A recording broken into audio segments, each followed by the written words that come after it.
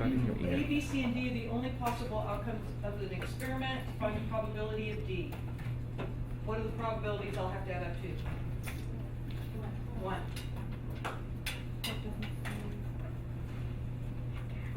So 1 minus what's there? Okay? Yeah, so you have 3/8 there, so you have to make up the 1 with the probability of event D. Okay. Anybody else? More question?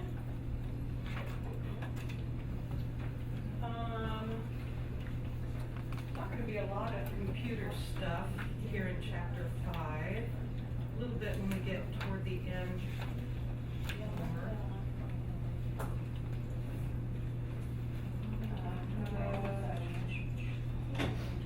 So I think last time we talked about the multiplication rule.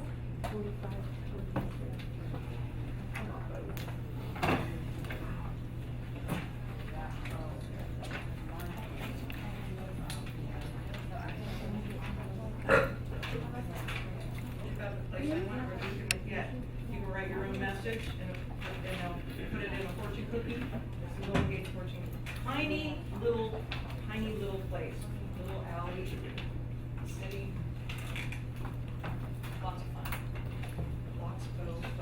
Okay.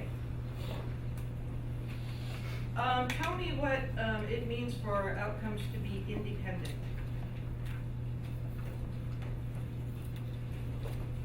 What does it mean when outcomes are independent?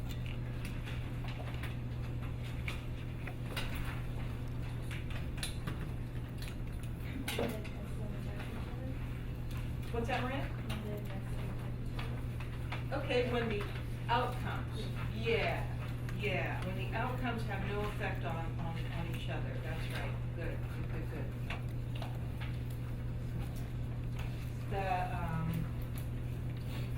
The outcomes are independent.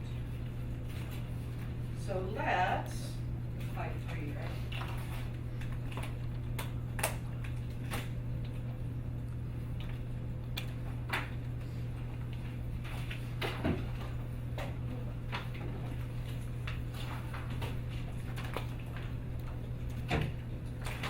Okay. And then the 5.3. And then the 5.3 homework.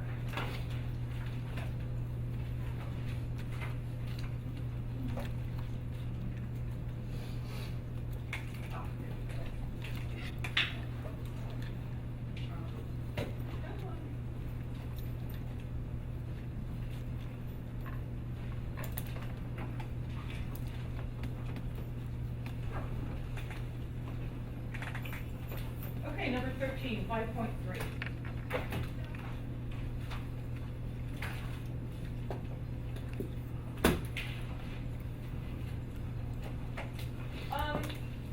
Math Center hours. Okay, note that on Tuesday, the Math Center is now open until 7 p.m.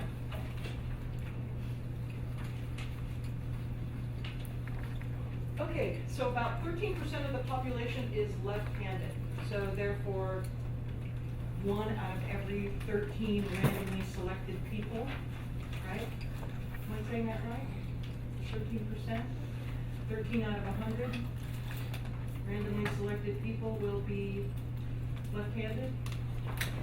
If 2 people, so yeah, it'd be 13%, right? If 2 people are randomly selected, what's the probability that both are left-handed? So the probability that someone is left-handed, I'll abbreviate, is 0.13. So what's the probability? No, I'll leave that. If 2 people are randomly selected, what's the probability that both are left-handed? So we're going to randomly select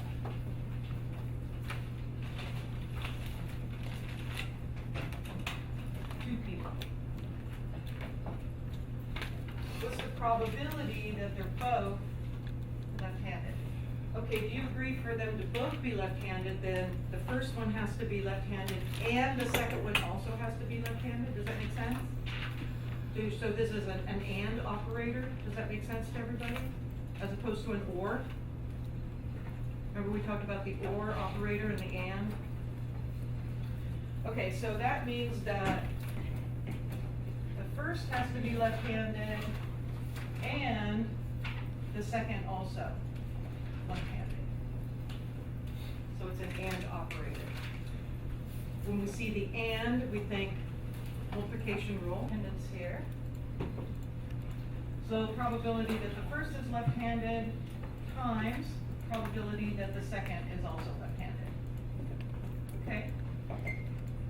And what's the probability that any one person is left-handed? 0.13? Or 0.13 squared?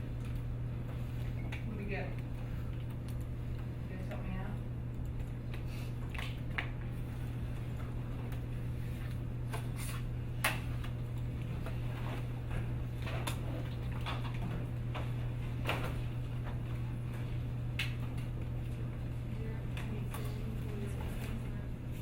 .0169? Yeah. Thank you. So that's going to happen less than 2% of the time, because you're going to randomly select two people and they're both left-handed.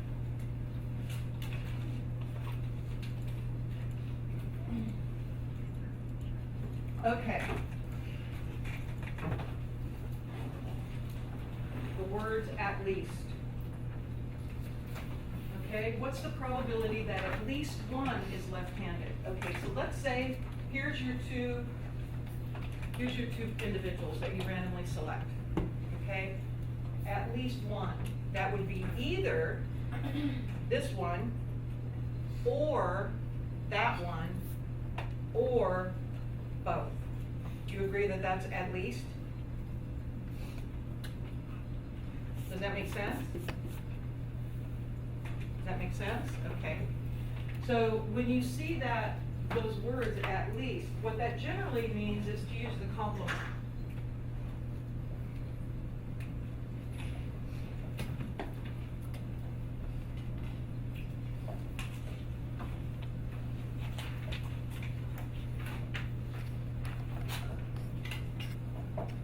Use the complement.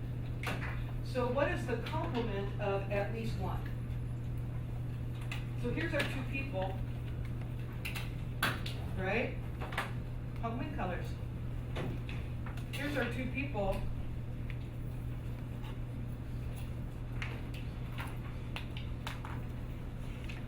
If this one, or both of them are not left-handed, then what does that mean?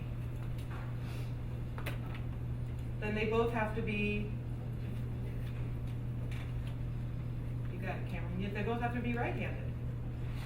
So the complement of at least one of them being left-handed, that means that one of these, at least one of these has to be a lefty. And if that can't happen, remember the complement is everything that the probability is not. Right? Right? Are you guys with me? So that means that 1 minus neither of them are lefties.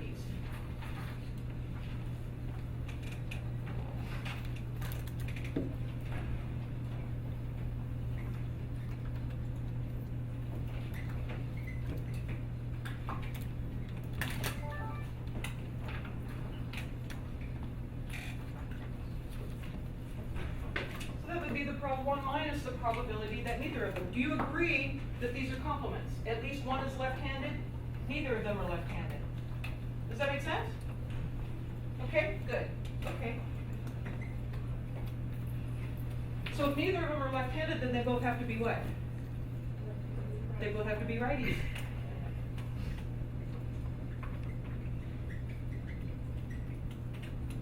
And what's the probability that someone's going to be right-handed? Say?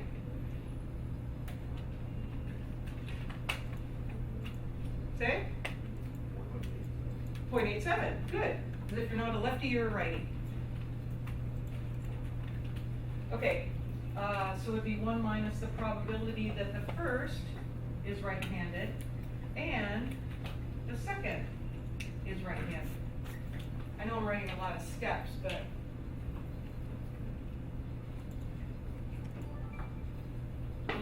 necessarily need so many steps. So, so the probability that the first one's right-handed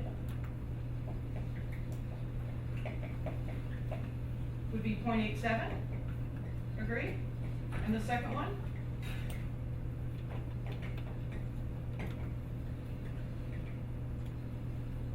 What do we get?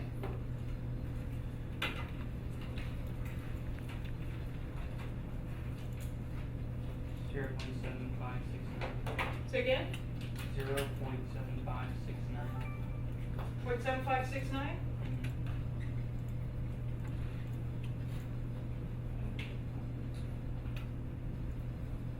So the probability that you get at least one left-handed person out of two, 0.7569. I thought it was asking, the right-handed. Oh, is that what it said? Did I read it wrong? That's 1 minus 0.87 squared. So, Oh. 0.2431. You're right.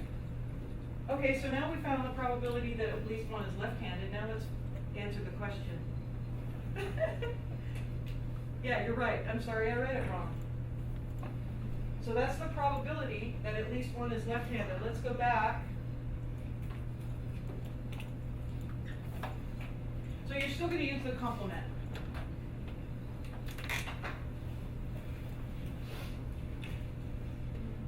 So the probability that at least one is right-handed,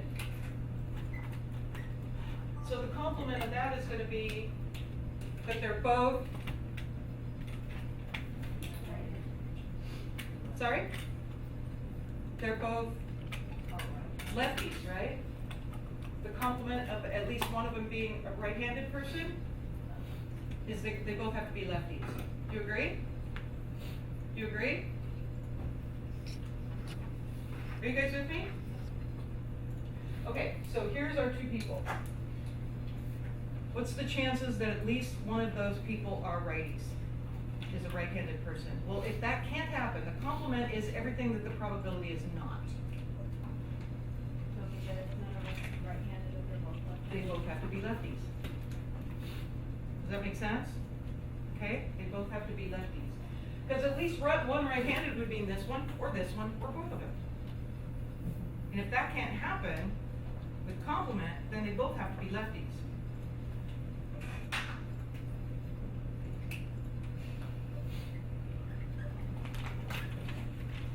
And I think that's, both left-handed was, I think that was our part A, wasn't it? What did we get? 0.0169? Yeah, you were saying it would happen less than 2% of the time. So what do we get there? 831. Sorry? 0.9831. 0.9831? Thank you. So about 98% of the time, out of two randomly selected people, you're going to get at least one of them right-handed. Which should make sense if 90 or 87% of people are right-handed. Does that make sense? Try another one.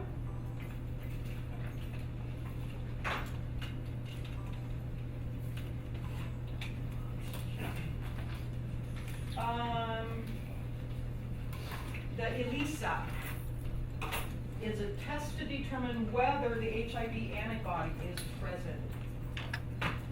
The test is 99.5% effective, which means that the test will come back negative if the HIV antibody is not present 99.5% of the time. But 0.5% of the time, you're going to get a false positive. Don't you get to be that 0.5% of the general public? So the probability of a test coming back positive when the antibody is not present is 0.005. Okay, let's write. So this is number 15.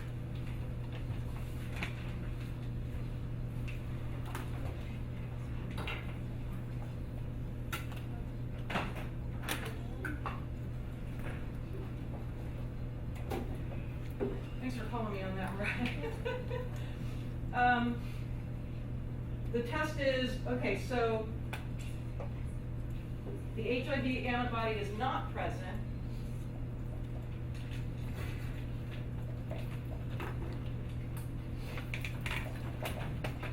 The test will come back negative 0.995 with a 0.995 probability. The probability that you get a false positive, and again, this is when the antibody is not present.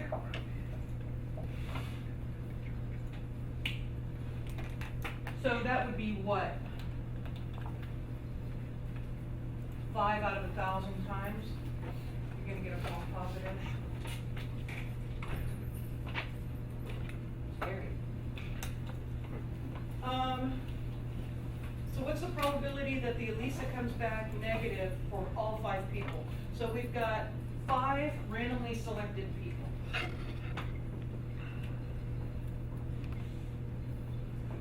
Okay? And who do not have HIV. Okay? What's the probability that the ELISA comes back negative, in other words, tests correctly for all 5 of these people? Okay.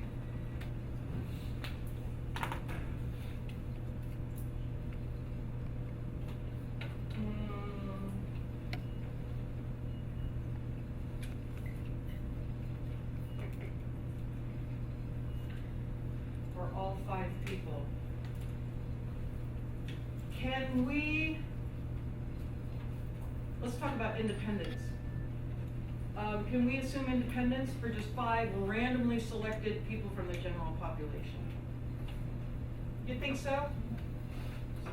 So, in other words, does the probability of the first person have, whether or not they're gonna test positive or negative, all right, it's already been determined that the HIV antibody is not present for any of the people, okay?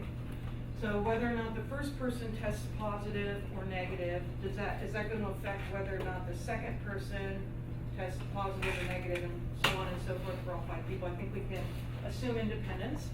So for all 5, it would mean that the first person tests negative, and the second person tests negative, and the third person, and all the way down to the 5th person.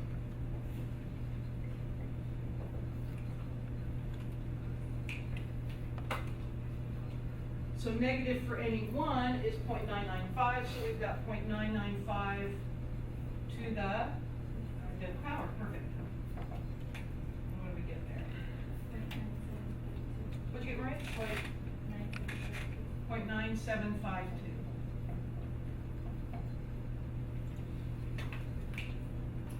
Okay.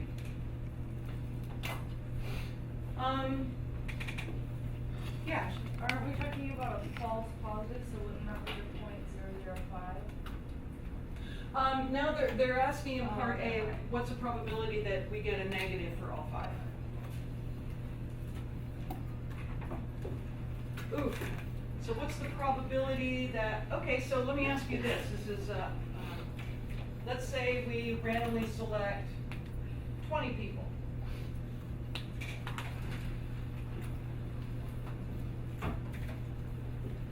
And let's say that the HIV antibody is not present in any one of these 20 people. What's the probability that all 20 people are going to test negative? What would you do? Yeah, good. Yep. It would be 0.995 to the 20th power. What does that do to the probability? What do we get? 0.905? 0.9046. 0.9046? Well, I rounded it. Okay. Yeah, 0.90546, whatever. Okay, so do you notice when we add people to the, when we increase the number of people randomly selected,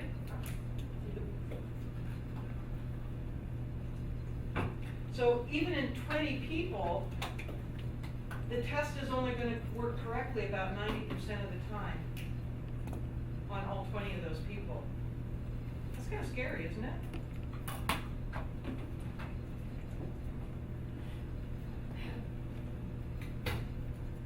Okay, part B. What's the probability that the test comes back positive for at least one of the 5 people? So they do not have HIV. What's the probability that it's positive for at least one? So there's those magic words, at least. So you've got 5 people, 5 different people. So here's where the complement comes in handy.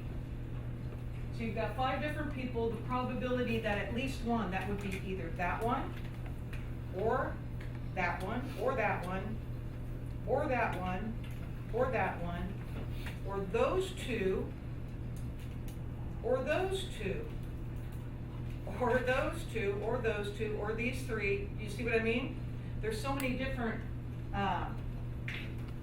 combinations to consider that the easiest thing you can do is use the complement. So what would be the complement that at least,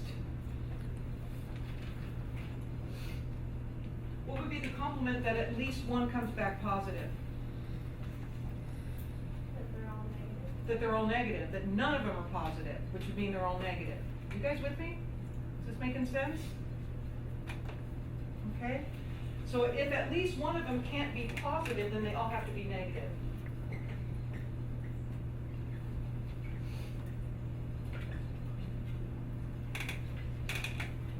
And that was our answer in part A, right? So it'd be 1 minus 0.9752, 0.0358, is that right? 248? So about 2.5% of the time, for 5 people, bless you, for 5 people, one's gonna come back positive.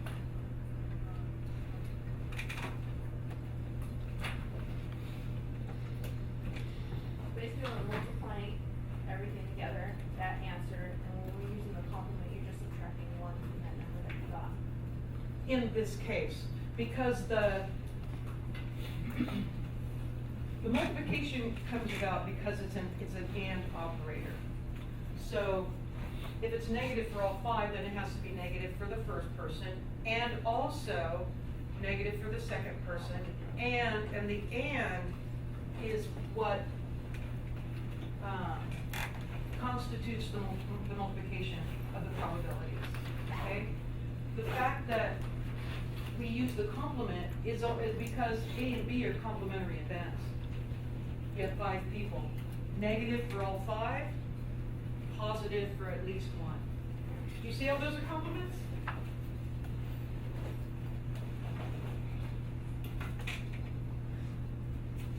Alrighty, you guys wanna try one?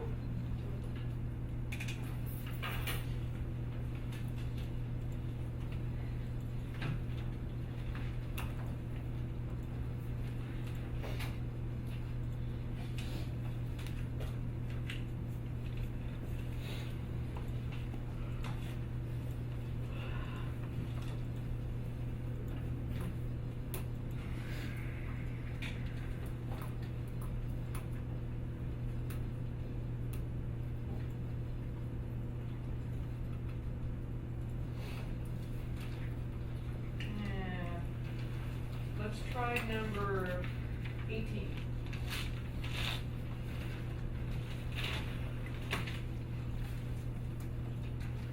Ooh, this got 3 parts. Okay. The probability that a randomly selected 40-year-old female will live to be 41 years old is 0.99855, according to National Vital Statistics Report.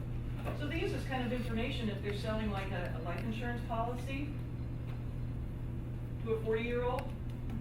They would use the probability of that person surviving for the next year as a marker for the insurance rate. Can you guys, are you you guys up for trying this one? You up for it? Give it a shot? Not sure? You okay? You awake this morning? Wake up. Hey, if I can be awake, anybody can be awake.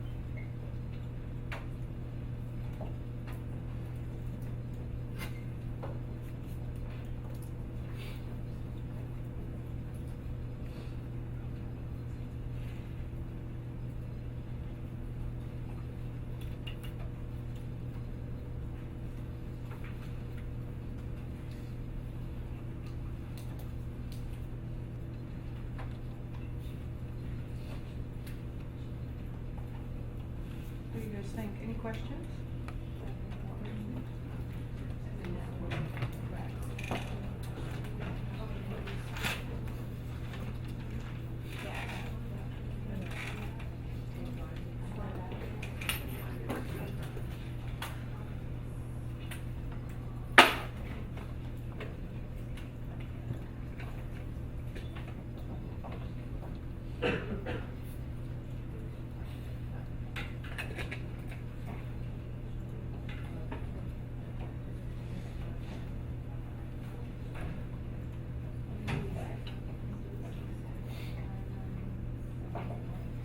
Okay, what'd you get for A?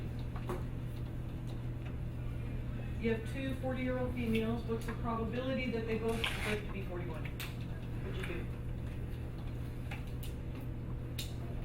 do? Anybody? Squared. Okay, good, good, good. I think we can assume independence, yeah?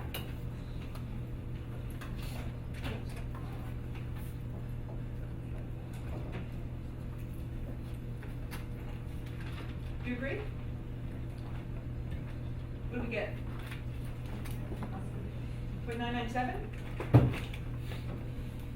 Yeah? Okay. The probability that they both live to be 41 years old is 0.997. Okay, now let's select 5 40-year-old females. What's the probability that all 5 of those live to be 41 years old? What'd you do? Raise to the 5th? Yeah, Cameron? That's what I did. Okay, raise to the fifth power. Okay, so we have 0.99855. Fifth power, what do we get? 0.9928. Everyone agree? That look good? Okay, now we have 5 40-year-old females. What's the probability that at least one does not make it? At least one. So remember, that's the first one, or the second one, or the third, or the first 2, or the first and the third, or the first, the third and the fifth, so on and so forth. What'd you do, Cameron? Take 1 and subtract 99.28 because that's your Your 0.9928. complement, That's right? your complement. Right. And that answer that you get is your. Okay, good, good. So the complement, so remember, it's the at least. When you see the at least, use the complement. So it'd be 1 minus the probability that all 5 do live to be 41. Which So it would be 1 minus, exactly, your answer in part B. What do we get? 0.0072? Less than 1% of the time. Less than 1% of the time when you select 5 40-year-old females, one's not gonna make it to 41. Okay. Is that unusual? By the author's definition of unusual, do you remember what? Yeah, what was that, man? Yeah, it's less than 5% of the time he calls unusual. So is that an unusual event? Yes. Yes. Good. Righty.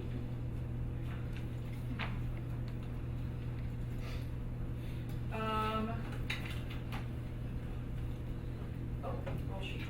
You start that sheet. Thank you.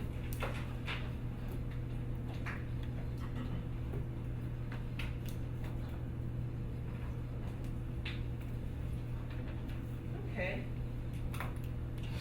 Oh, here's a really, I love this.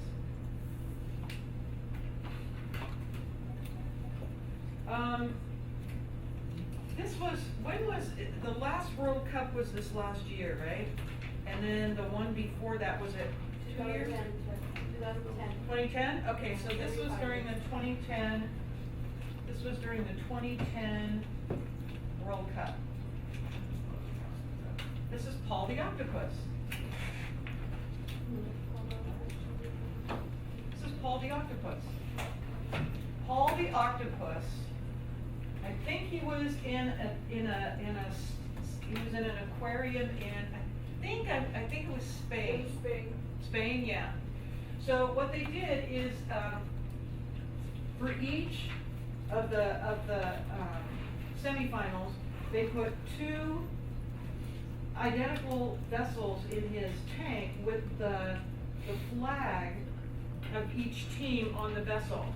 And food inside, the same food inside. So whichever one he chose the food out of, what they would call his prediction. Oh my god. Okay? But Paul called all 5 of the semifinals correctly. Huh. Isn't that amazing? That's weird. That's weird. So, what is the probability that Paul would just randomly select? Okay, he's got a 1 out of 2 chance of picking the winner of that match, right? Right? So the probability that he picks the first match correct is going to be 1 out of 2.5. Okay? So there were 5 matches, right? No, 8. No, he was 8 for 8 actually. So what's the probability that he would just, the 4 women and 3 men? The committee will randomly select 2 people to attend a conference in Hawaii. Take me. By the probability that both are women.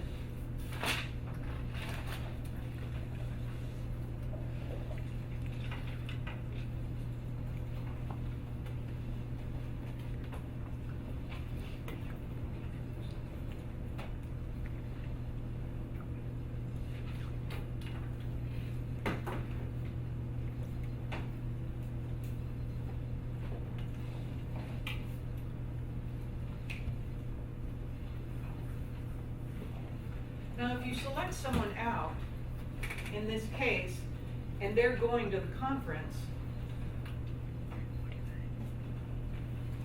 right, it wouldn't make sense to throw them back into the sampling pool, because they're already gone. Right? And you've only got 7 individuals total.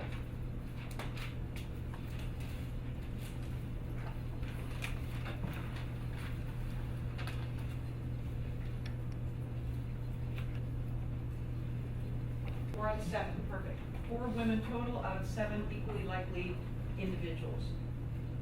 Okay, now that woman is going. What's the probability that the next selection is a woman? 3 out of 6, perfect.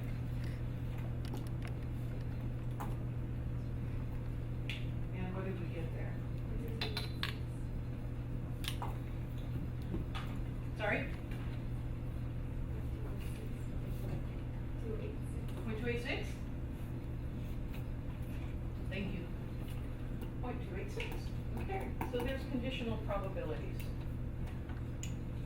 And now, fun time. Okay. As if I know anything different, right? There is a famous probability problem. It's called the birthday problem. And I think we briefly talked about this the other day. The birthday problem says we can show mathematically if we have at least 23 people, then the probability that at least 2 share a birthday is better than 50-50 odds. So the calculation goes like this. It uses the conditional probability and the complement. So what's the probability? So you select a person. What's the probability they have a birthday? If everybody has a birthday, right? Now you select person 2. What's the probability that person 2 has a different birthday? So they can have any other birthday except person 1's birthday.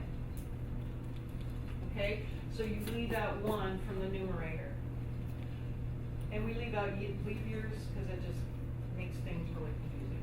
What's the probability that person 3 has yet a different birthday? So for person 3, we delete 2 out of the numerator for person 2 and person 1's birthdays. You with me? You with me? Okay. What's the probability of person 4? You leave 3 out of the numerator for the previous 3 people's birthday, and so on and so forth. So what's the probability that person N has yet a different birthday? So you're gonna for person N, you're gonna subtract out N and then add 1 back in. Because for person 4, we only deleted 3 out of the numerator, so on and so forth. Okay. So then using the complement, what's the probability that all, oh, sorry, not yet. What's the probability that all N birthdays are different? You would multiply them all together.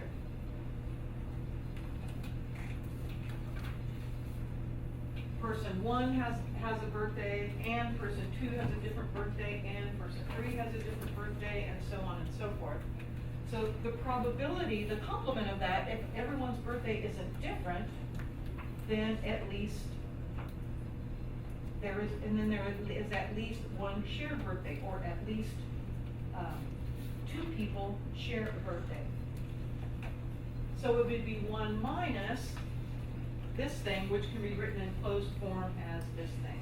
So it's actually a formula, and it's in StatCrunch. I wonder if they have, because that 365 factorial, your calculator will choke on it. Does anybody remember what a factorial is? And you do what with it? Do you remember? So 365 factorial would be 365 times 364 times 363 times 362 all the way down to 1. These are ginormous numbers. Okay, so January. Who has a January birthday? Anybody? January? When? Okay. 15th? 20th? 28th. Anybody else in January? No? Anybody in February? February? Okay. 5th? 24? First? Okay, no matches in February. March. Anybody March? By yourself in March? Yeah. What day? 7. 7? You have to play too, Ruth. I will. Okay. It's not there yet. Okay. April? Anybody have an April birthday? 7? 4? Anybody else April? No? May? Who's in May? Anybody in May? June? June birthday? June sixth? Anybody else June? No? July? When's yours, Jeremy? July 6th? July? 14. 14? Okay, no July. August? Okay, August is usually a big month. 24. 24? First. First? 31st? Sorry? Third?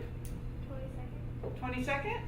You guys are close. My daughter's is the 23rd. It's right in between you guys. 26th? And yours, Ruth? First. First? That's right. So no matches, right? September? Late September? 26? 26? There's match. 17? Okay. Third? The 8th. 8th? Okay, so we did get one match. October? Anybody in October? Oh, yay. October? 22nd. 22nd? 28th. Second? 24. First? Okay. I'm in October too, but I'm none of those. Okay. We all have, it's our birthday month, right? Yay! Love birthday month. November. Anybody in November? It's like you're by yourself in November, Cameron. When's yours in November? 11. 11? Do you hear when people are saying their birthday, do you hear birthdays that, you know, other people that have that birthday? Yeah. Anyone in December? December babies? Deshaun? The 30th. 30th? New Year's Eve? How fun! Allison? 4th? Okay. But we did get one match. Okay. And that's out of, let's see, 1, 2, 3, 4, 5, 6, 7,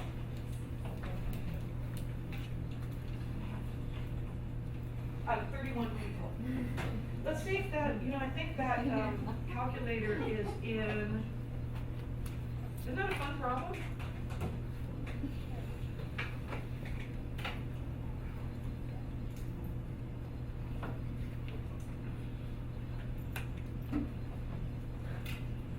There's a birthday problem.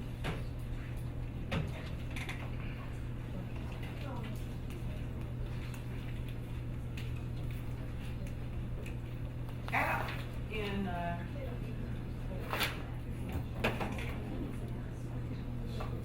StatCrunch, if you go to that applets.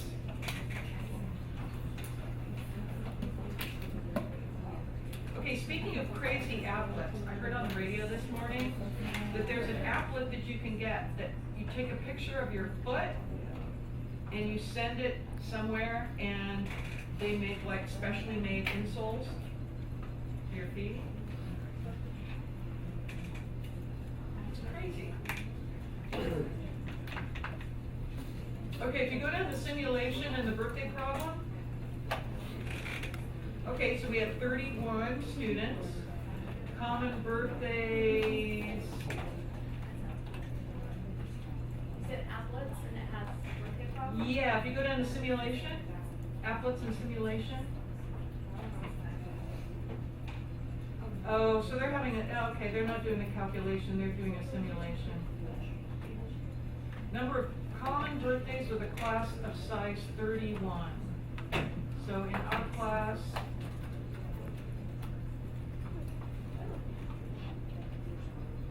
oh, it says we would have one common birthday. That's what it was, we had one right. So probability would say that we have one common birthday. I taught years ago, I taught a summer, I think it was a summer school class at Solano College, stat class. We had 2 triples and 3 doubles in that class. It was crazy.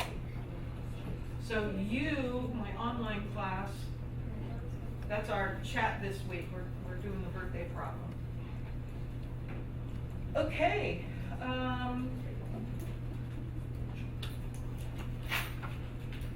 So don't forget to go post your birthday.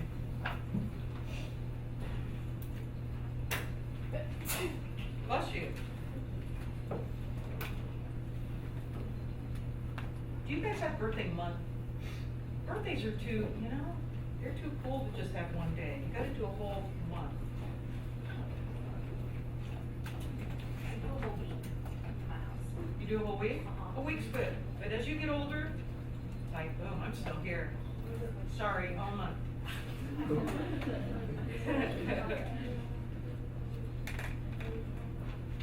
All month. Okay, the only thing I want to talk about in 5.5 is when we get to chapter 6, we're looking at discrete random variables and probability distributions. There's a probability distribution that uses combinations, called combinations. So this is 5.5.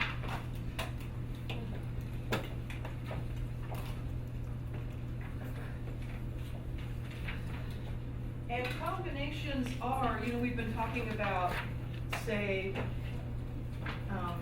for example, when you roll 2 die, that you have to consider each of those die to be distinct from each other.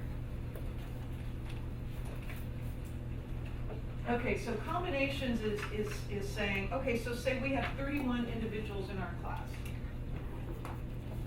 And actually, that would be a capital N, we're talking population. Now I'm going to write that as a little lowercase n. So let's say we're just a random group of 31 people. How many different ways do you think we could randomly select 4 people out of a group of 31? So when we say, here we're talking about 4 people, there are 4 different individuals. So every, say, sample or group of 4 people is different. And I'm not saying 4, 4, 4. I'm saying 4, or 4, or 4. You with me? So only one individual has to change in the group of 4 to have it be a completely new group. Does that make sense? These numbers get really big really fast. I wonder if there's a combinations calculator in here. It's written as n choose x, like that, in parens with no, it has no, what do I want to say, ratio or division bar, or n choose x, like that, but it's n factorial over n minus x factorial x factorial. So recall factorial, say for example, 4 factorial would be 4 times 3 times 2 times 1. Okay? 31 factorial is going to be 31 times 30 times 29 times 28, all the way down to 1. So for us, 31 choose 4 would be 31 factorial. 31 minus 4 factorial, 4 factorial. Okay? So the numerator, 31 times 30 times 29 times 28 times 27, all the way down to 1. 31 minus 4 would be 27, correct? So that's 27 times 26 times 25, all the way down to 1. 4 factorial is going to be 4 times 3 times 2 times 1. It really isn't that bad to calculate because there's a lot of stuff that cancels. Everything's just multiplied in the numerator and denominator. So the 27 factorial here can cancel with the 27 factorial there.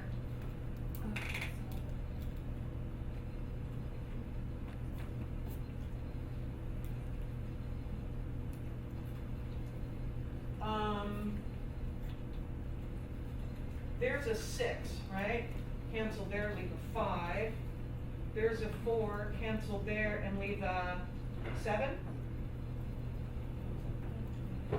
So 31 times 5 times 29 times 7. Can someone calculate that for us?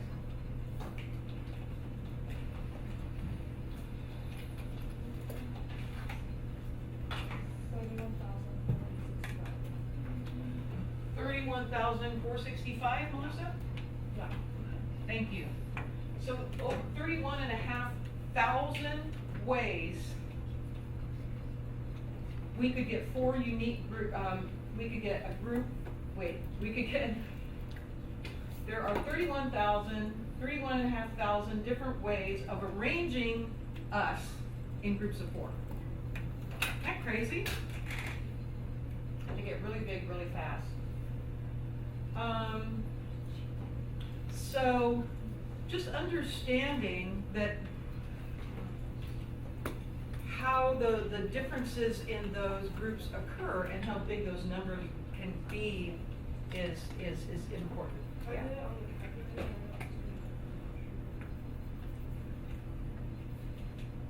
Oh, okay, I think in the denominator you have to group the whole thing. Yeah. Right, it's multiplying the numerator, I think, by the 4 factorial. Yeah, yeah, put double parens on that denominator, and that should work. There's also in your TI calculator, there's a function. You might have it too on just, you know, just any scientific calculator. We don't have that factorial thing in the calculator, do we? Yes, yes, you do. Okay, so in your, and I have to find it in StatCrunch, I know it's gotta be in there somewhere. Okay, so if you, look down the first column and see that math button, if you hit that math button, you're gonna get like 5 sub-menus in that menu, and if you take a right-hand arrow over to, no, wait a minute. Yeah, it's 3 right-hand arrows, there you go. There's the factorial button, and there, see the NCR? In the calculator, they use R as opposed to X. But, so the NCR is this thing, except with R instead of X. And if you want, I mean, you can do the calculation just with factorials as well, but, Alexis, were you able to get that correctly? Okay, but if you do, be sure that you group your entire denominator. So in other words, you would go 31 factorial divided by, open paren, 31 minus 4, close paren, factorial, 4 factorial, close denominator.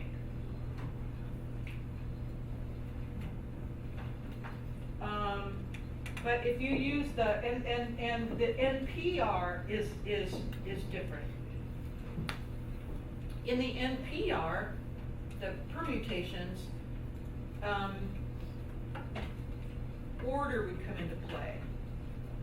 It's like if we had a club and we had a president, vice president, secretary, and treasurer. So within every group of 4, we could arrange ourselves such that in every combination to which we would have a different president, vice president, secretary, treasurer. So permutations are even more than combinations. Okay, so if you go back to the home screen, enter the N first, and then go get that command. So math, right, number 3. And then enter the R or the X, whatever. And there's your 31,465. You know, let's find that in StatCrunch. I know it's got to be in there. Or I'm sure with any graphing calculator, you can do the calculation with the just using the factorials.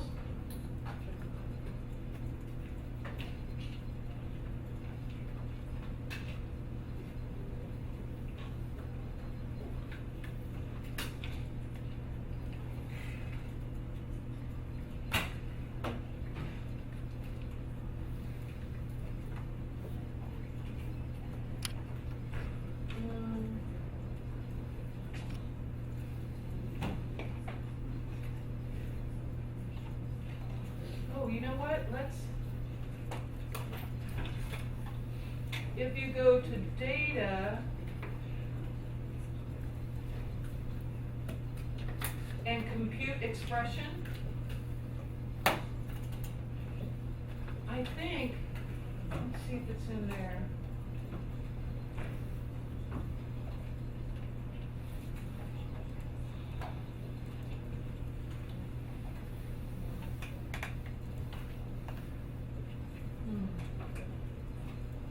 Maybe it isn't in StatCrunch.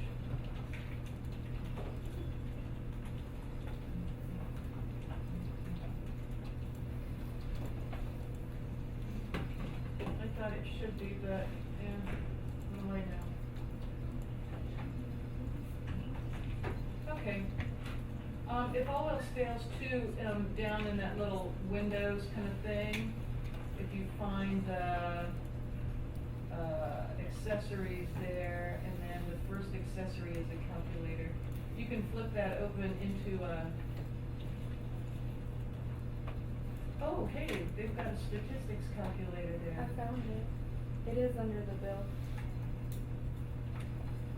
Sorry? It's under bill. It's just a combination, it's CONB. Oh, I was looking for that. Thank you, Kelsey. So it's, data, compute expression,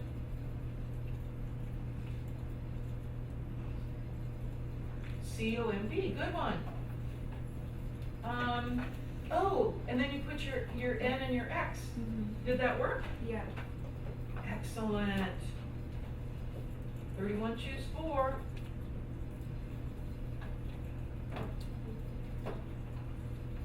Excellent, thank you, good eye. How about, let's try a couple more, just for giggles. Okay, say you have, 15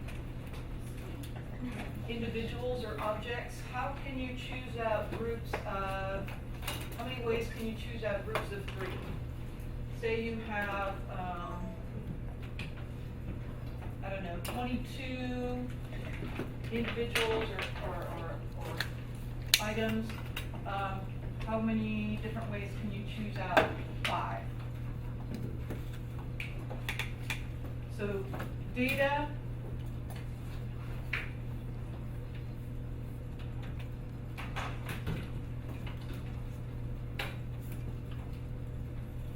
compute expression.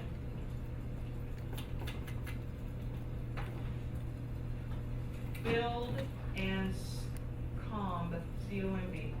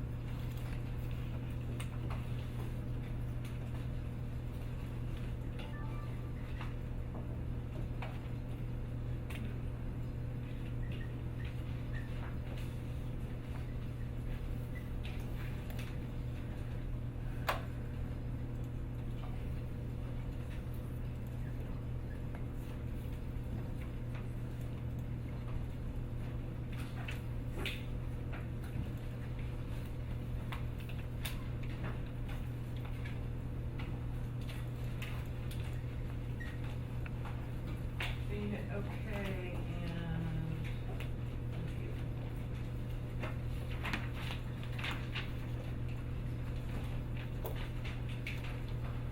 what did we get? Stay? 455, so 455 different ways you can group 3 items out of 15 unique items, and 22 choose 5? 26, 334. 26,334. So that's combinations. Where are we, 5 minutes? There's another famous probability problem, and now it's really easy to find it, online. It's called the Monty Hall problem. Is there a new Let's Make a Deal on TV? Has anybody ever seen it? There used to be this game show called Let's Make a Deal, back when dinosaurs weren't here. And all these people would get into the studio audience, and they were dressed really wacky, and they had brought all this stuff with them. And the host's name was Monty Hall. So it's called the Monty Hall problem. So Monty Hall would go through the studio audience, and he would say, "I'll give you $100 for every rubber band."